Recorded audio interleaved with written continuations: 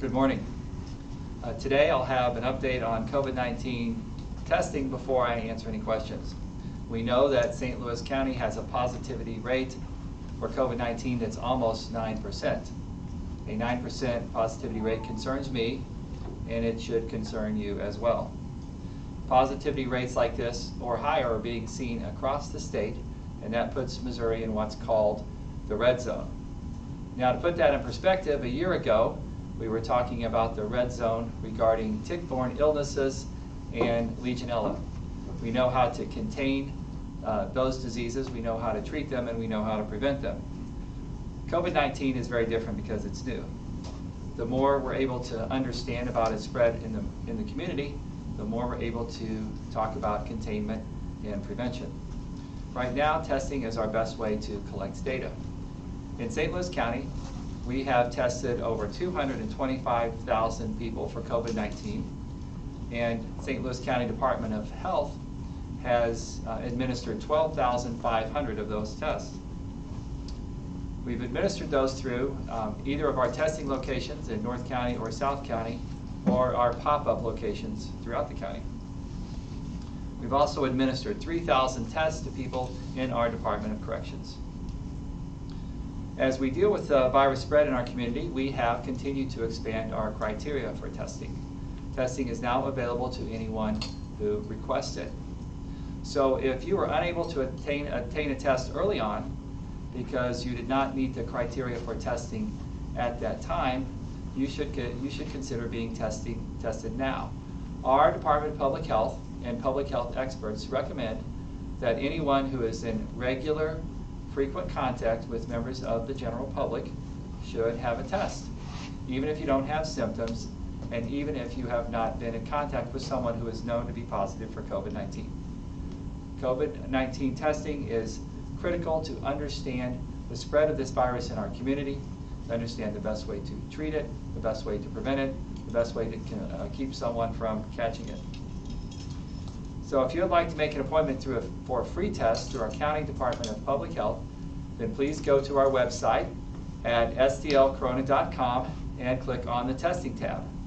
If you don't have internet access, you can call us at 314-615-0574. Drive-through testing is done at any of our pop-up locations or at our North County location in Berkeley in the parking lot, at 6121 North Hanley, or in our South County location at 4580 Lindbergh Boulevard. And these are both drive-through testing sites. Thank you, and I would be glad to answer any questions. Dr. Page, can you talk a little bit about the firing of Hazel Erby? She tweeted about it yesterday. It seemed like it was a little bit contentious. Can you talk about that? Yeah, I've known Hazel as a colleague and as a person for a long time. She was my first choice for the director, to be the first director of the Department of Diversity, Equity, and Inclusion, and I don't regret that choice. Now I'm looking for more focus in that department and the ability to accomplish even more. And I'm excited for what civil rights activist Kenny Murdoch can bring to that office. I'm looking forward to hearing his ideas and moving forward. Was she fired? Go ahead. Was she fired? Well, I called Hazel last night, and she was aware that we would be making staff changes this week. I told her that we would not need her anymore in our department, in our office, and that we would be moving forward, and I thanked her for her service to the community. She wanted to be able to say it first, and Twitter is one mechanism to do that, but I made a statement early on that I don't have anything, any criticism of her or that department, and I intend to keep that commitment. And I'm not going to criticize her today, and I'm certainly not going to do it on Twitter. She tweeted that African American women were not valued in the administration with all of the racial tension that's been happening in the county and the city. What's your response to that comment? Well, I can't respond to all of the wild accusations. We just went through a whole lot of that, and we're moving forward. I don't regret Hazel as my choice to be our first leader of the Department of Diversity, Equity, and Inclusion, and we're going to move forward with new focus and the opportunity to accomplish even more And I'm excited about what our civil rights activist Kenny Murdoch will bring to that department, his new energy and his new ideas. And then can you also talk about Proposition P that passed by 63% of the vote, and now we're hearing from officers in the county that they're being told to lay off officers or cut the budget by about $7 million. Well, this is difficult times for everyone in St. Louis County. We know that we are in a recession in our country, and that sales tax revenues are down across the country and across the community in St. Louis County. Proposition P is a sales tax, and those revenues are down significantly. We don't know exactly how much, but they are down. We're going to look at those numbers. We ask all departments in the county to show us what their budget would look like if it were flat, or had a 5% cut or a 10% cut. And the police department is now looking at what a budget would be like flat without any increase in revenue, recognizing that Proposition P sales taxes are down quite a bit. This is a complicated question, and it's frustrating for everyone, like this pandemic is frustrating for everyone. It touches all walks of life across our economy. People have lost their lives. It's interfering with opportunities for school this fall. It's very frustrating. It's tragic, and we're going to find a path forward. What about, so I just want to be clear, you were looking at all departments, potentially cutting 5% of all departments, because with all the talk, especially nationally, with defunding the police, I want people to understand what's happening here. Well, we're sales tax revenues are down across the country, across the community in St. Louis County. Proposition P is a sales tax, and that revenue is down significantly. The county depends on property taxes and sales taxes for its revenue. We've done a lot of things this year to cut costs. As soon as we recognized that we were headed towards a public health crisis, we stopped all non-emergency spending in St. Louis County, and we initiated a lot of safeguards. We have begun the process of selling real estate in St. Louis County to have more revenue, and we have refinanced our debt and saved $22 million this year. So we're doing everything possible to conserve and to find new sources of revenue from refinancing debt and selling property that's been on the books for a long time, that's been vacant. We're looking at cutting costs, and some of those cost-cutting measures include asking our departments to show us what a 5 or 10% cut would look like so we can make these tough decisions moving forward. And the police department is looking at what a flat budget would look like with no increase in the face of significantly declining revenue, sales tax revenue this year. And they're part of that conversation yesterday at the police board was what that might look like. And that is certainly frustrating to people who are affected by that. I still have a couple more questions, but I wasn't sure whether. Sure. One question that I just got on the text from the reporter was to clarify what she just asked, which is, does that request apply to all departments or just to the police department? No, we're asking all departments across St. Louis County to tell us what a flat budget would look like, what a budget that was 5% less would look like, or what a budget that was 10% less would look like. We have some very serious and difficult questions coming up with our budget in St. Louis County. We know we are in a recession. We know that sales tax revenue is declining, and we know that the primary source of, one of the great sources of funding our departments in St. Louis County is sales tax, and that includes Proposition P. So we have to, the budget authority belongs to the council, and I have to prepare a recommended budget to the council based on what our departments tell me. And these are all departments across county government, our health department, our public works department, transportation, planning, justice services, all across St. Louis County.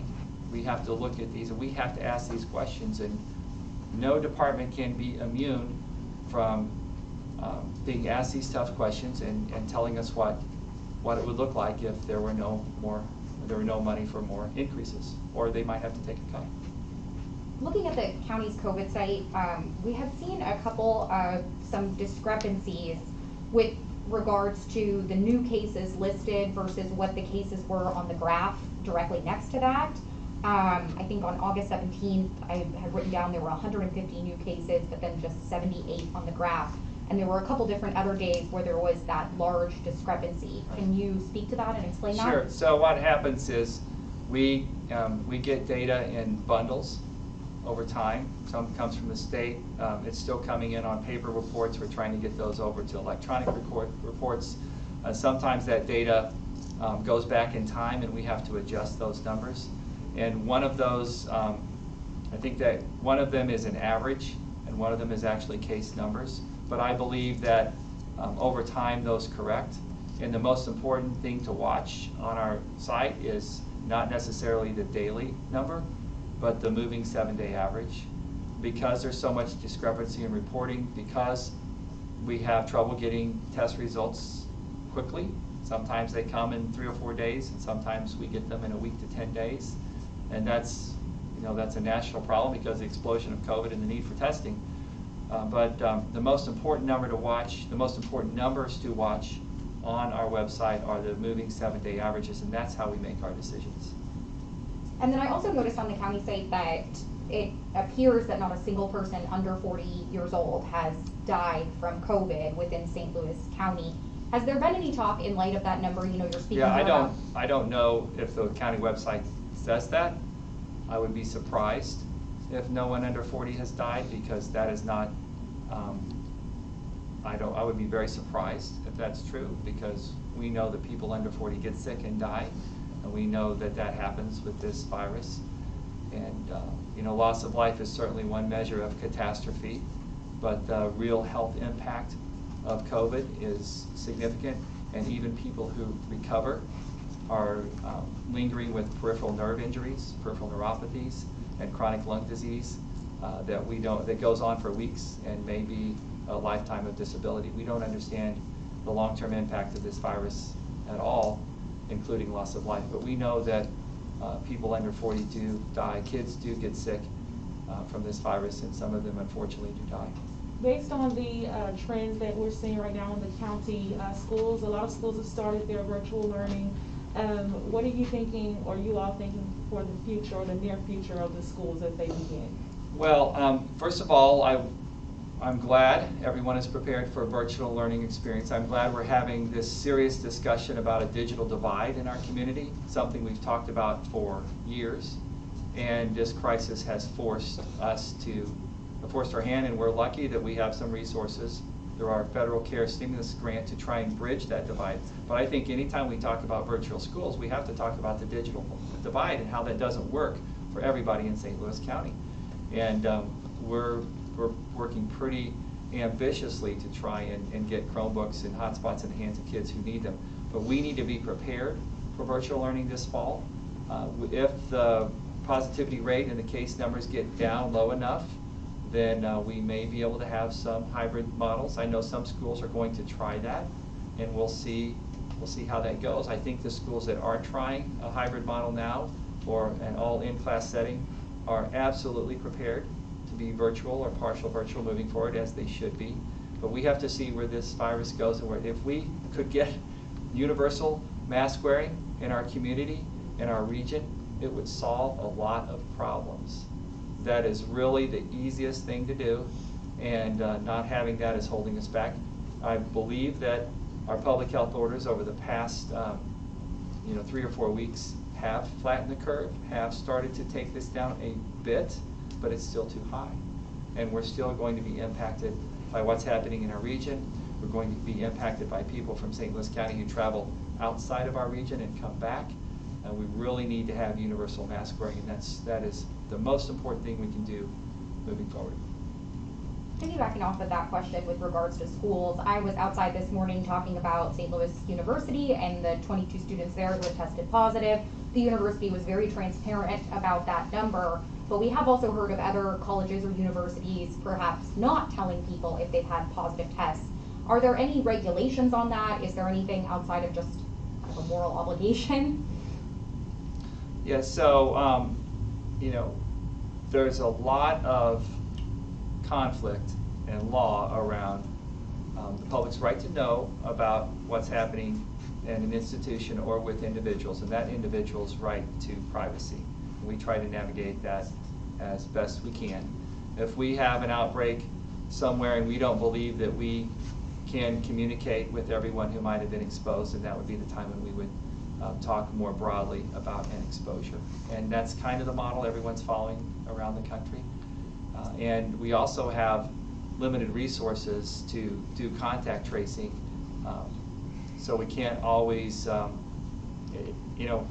we can't always track and report every small place that has an outbreak from a resource standpoint. So as long as we're communicating with the people that are exposed, and that if we're not able to communicate that, then that's when we would follow our guidelines about a more broad notification. And I think that's a pattern that we see across the country. So what would you say that a parent, someone who has a student, at college, maybe they saw some chatter on Facebook or something about positive cases, but haven't gotten any concrete communication? We know there's lots of rumors going around right now. Well, first of all, let's step back. This is a pandemic. It's something we haven't done before.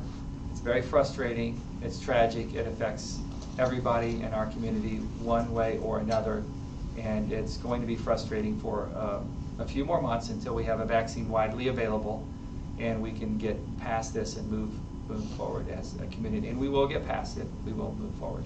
But we have to be very careful about social media and rumors.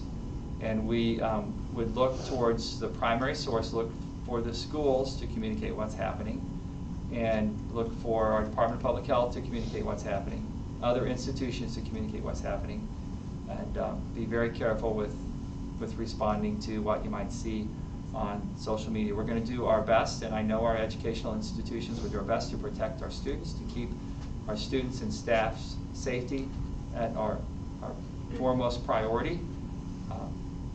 But this is a very challenging time, and it's going to be frustrating for a few more months. I have one last question, if that's okay. I know Okay. that there was a bit of a mishap yesterday on one of the Zoom meetings with something graphic coming up in the middle of the Board of Commission meeting. I know that this has been an issue with Zoom calls before. Any talk in how the county is protecting security? No, I mean, we know about the vulnerabilities of Zoom. It's a national story. I'm surprised it hasn't hit here sooner.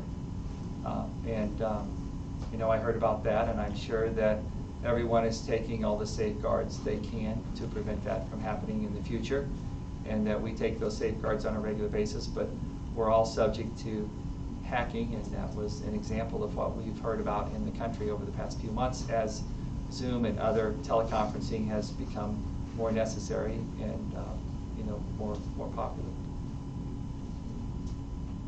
There was one more question I received from a reporter, and that was, can you talk about the people who, or respond to the people who question the timing of Hazel Erby's departure from county government coming so close after the election? Well, when I first took office, I made a dozen or so changes, and today I announced another 5 or 6 new appointments, and I may announce more in the coming weeks. We'll see. We're talking about staffing changes moving forward, but these are what we do in county government. We make changes, and this is one of those changes. Okay? All right, thank you. Thank you.